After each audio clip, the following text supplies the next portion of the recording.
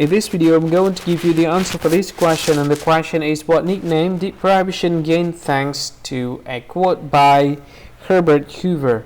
Well, now I'll give you the answer for that question, and the answer for the question is the noble experiment. So that is the answer for the question, the noble experiment. That's the answer. Hi, thank you so much for watching this video. If you find this video is very useful, you can help this channel to grow by subscribing this channel.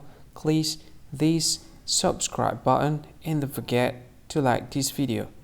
And if you find this video is not really good, or you don't really like this video, or you kind of feel that it's a little bit offensive or something like that, you can click this one, dislike button. You can do that anyway.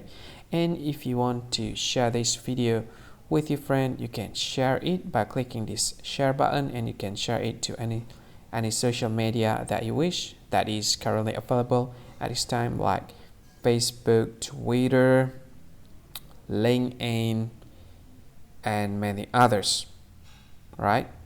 And if you want to add this video to your playlist, you can click this one. You can watch this video later, and you can find more options by clicking these three dots. And yeah, don't forget to subscribe. I think that's all of it. Thank you so much for watching this video, and see you again in another video. Bye bye. See you again.